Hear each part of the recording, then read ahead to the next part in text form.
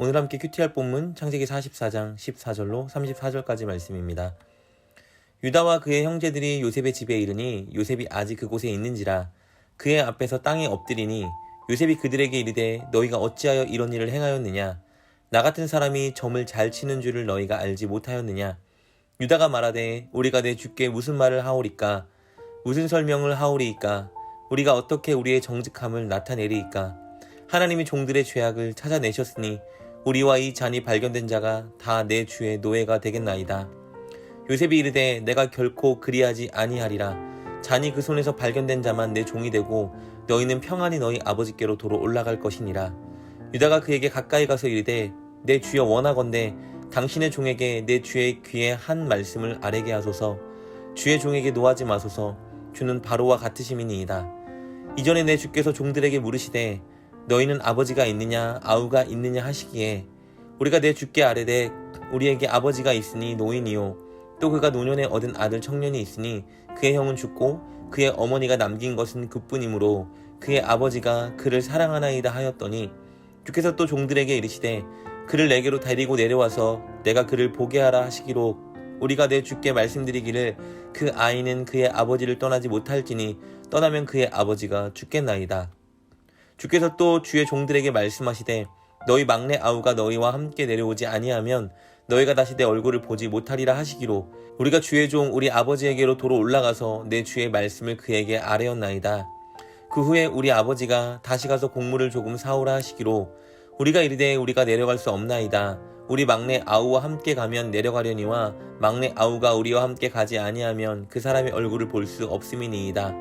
주의 종 우리 아버지가 우리에게 이르되 너희도 알거니와 내 아내가 내게 두 아들을 낳았으나 하나는 내게서 나갔으므로 내가 말하기를 틀림없이 찢겨 죽였다 하고 내가 지금까지 그를 보지 못하거늘 너희가 이 아이도 내게서 데려가려니 만일 제 해가 그 몸에 미치면 나의 흰머리를 슬퍼하며 수올로 내려가게 하리라 하니 아버지의 생명과 아이의 생명이 서로 하나로 묶여 있거늘 이제 내가 주의 종 우리 아버지에게 돌아갈 때에 아이가 우리와 함께 가지 아니하면 아버지가 아이의 없음을 보고 죽으리니 이같이 되면 종들이 주의 종 우리 아버지가 흰 머리로 슬퍼하며 수올로 내려가게 함이니이다.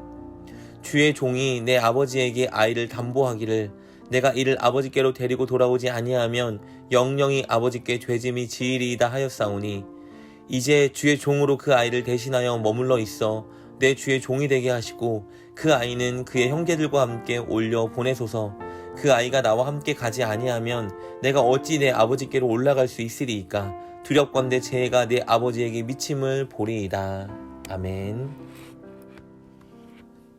우리는 어제 본문을 통해서 야곱의 아들들이 양식을 얻어 가나안으로 돌아가다가 다시 애굽으로 돌아올 수밖에 없게 된 내용을 살펴보았습니다.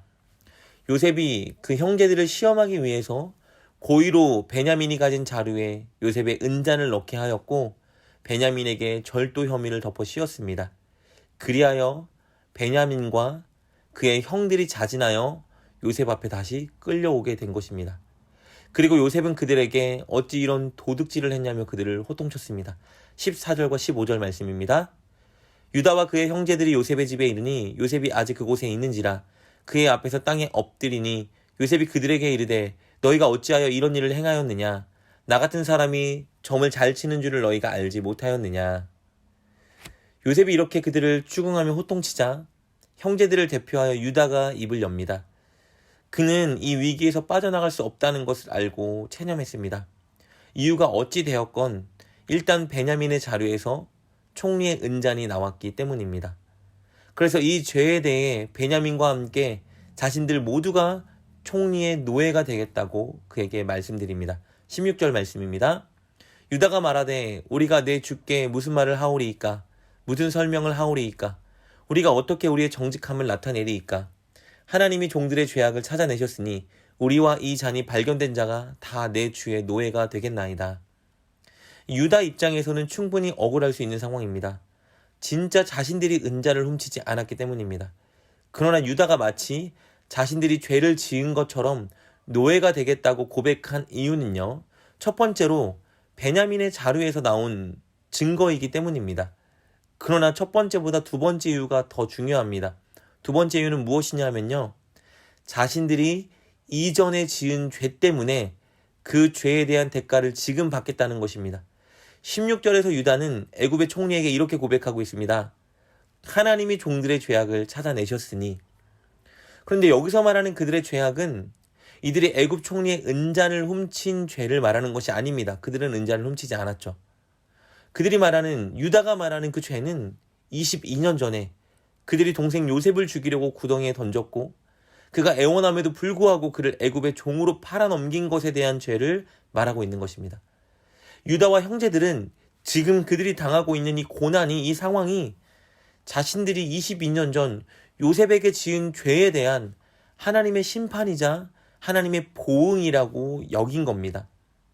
그들은 자신들이 지었던 죄를 인정하고 하나님의 심판과 재앙을 받기로 결단한 겁니다.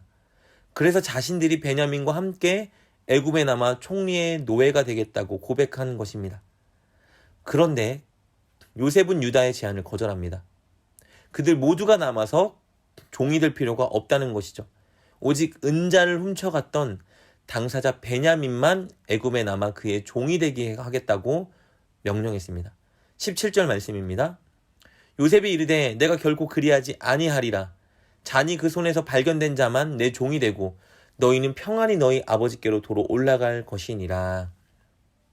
이제 요셉이 형제들을 시험한 것에 대한 결과가 온전히 나타날 겁니다. 형들이 이전에 요셉을 시기하고 미워하여 죽이려 했듯이 그들이 배다른 동생 베냐민도 그렇게 여기는지 아닌지에 대한 결과가 나타날 것입니다.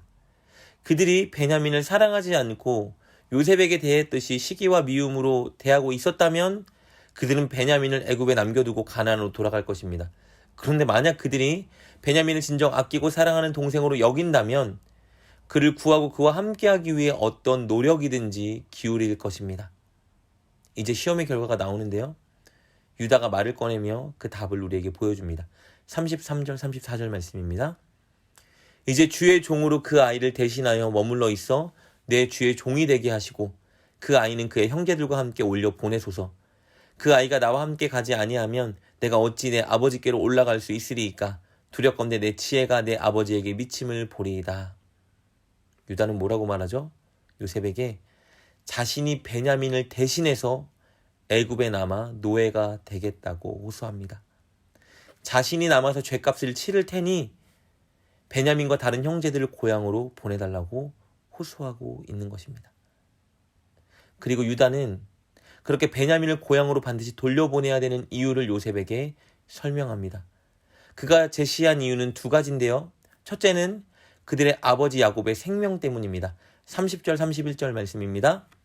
아버지의 생명과 아이의 생명이 서로 하나로 묶여 있거늘 이제 내가 주의 종 우리 아버지에게 돌아갈 때에 아이가 우리와 함께 가지 아니하면 아버지가 아이의 없음을 보고 죽으리니 이같이 되면 종들이 주의 종 우리 아버지가 흰머리로 슬퍼하며 수월로 내려가게 함이니이다. 유다는 자신의 스토리에 대해서 애굽의 총리 요셉에게 설명합니다. 아버지 야곱이 정말 사랑했던 아들 요셉이 있었는데 그가 죽었고 그래서 아버지의 사랑이 요셉의 동생인 베냐민을 향했다고 말합니다. 그런데 그 베냐민마저 죽게 된다면 아버지가 살 소망을 완전히 잃어버리게 되기 때문에 그를 아버지에게 돌려보내야 된다고 그 이유를 밝힙니다. 그래서 베냐민을 아버지께 돌려보내고 자신이 베냐민 대신해서 이곳에서 노예가 되겠다고 호소한 것이죠. 그리고 유다가 베냐민을 고향으로 돌려보내야 하는 두 번째 이유를 대는데요. 그것은 언약 때문입니다. 유다는 야곱이 베냐민을 애굽에 보내길 거절했을 때 아버지 야곱을 설득했습니다. 자신이 담보가 되어서 반드시 베냐민을 가나안 땅에 있는 아버지께로 다시 데려오겠다고 언약했습니다. 그래서 유다는 이 언약을 지켜야 하기 때문에 자신이 베냐민 대신 남테니 베냐민을 가나안 땅으로 돌려보내게 허락해달라고 하소연하고 있는 것입니다. 그 말씀이 32절에 기록되어 있습니다. 우리는 오늘 본문을 통해서 달라진 유다의 모습을 살펴볼 수 있었습니다. 유다는 22년 전 요셉을 애굽으로 종으로 팔 때 그를 팔아넘긴 장본인이었습니다. 그는 20세겔이라는 이익을 얻고 요셉을 팔아넘긴 주동자였으나 이제 그는 자기 입속을 챙기는 사람이 아니라 자신을 내어주는 사람이 되어 있었습니다. 그는 지난날 자신의 죄를 인정했고 그에 대한 심판을 겸허히 받아들였으며 아버지 야곱의 목숨과 동생 베냐민의 안전을 위해 자신을 내어주는 사람이 되어 있었습니다. 진정한 회개는 이런 것입니다. 지난날 잘못에 대해 인정하고 잘못에 대한 대가를 감수하는 것 이상이 회개입니다. 회개는 잘못을 인정하고 책임지는 것에서 한 단계 더 나아가서 변화된 사람이 되는 것입니다. 지난날 거짓말을 했던 사람이라면 이제는 정직한 사람이 되는 것이 회개이고, 지난날 나의 이익을 위해 누군가에게 아픔을 주었다면 이제는 남을 위해 나를 내어줄 수 있는 사람이 되는 것이 진짜 회개인 것입니다. 유다는 진정 자신의 죄를 뉘우치고 이전과 다른 사람이 되어가고 있었습니다. 진정한 회개를 한 것이죠. 사랑하는 여러분, 우리는 실수할 수 있습니다. 잘못할 수 있습니다. 죄 짓지 않는 게 최선이지만 연약하여 죄를 지을 수도 있습니다.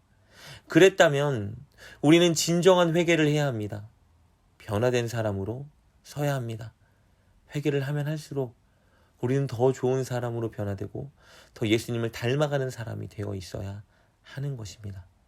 꼭 오늘 본문에 나오는 유다처럼 늘 여러분의 모습을 살펴보며 진정한 회개의 자리에 나아가는, 그래야 진짜 하나님이 원하는 모습으로 변화되는 여러분 되시길 주님의 이름으로 축복합니다.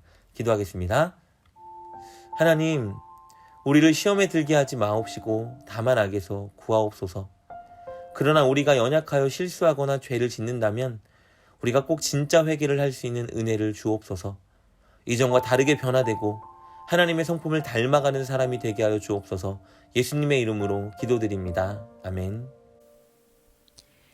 오늘 말씀을 통해 깨닫고 결단한 것은 무엇입니까? 그것을 붙들고 하나님께 기도합시다. 그리고 그렇게 실천하며 하루를 살아가는 여러분 되시길 주님의 이름으로 축복합니다.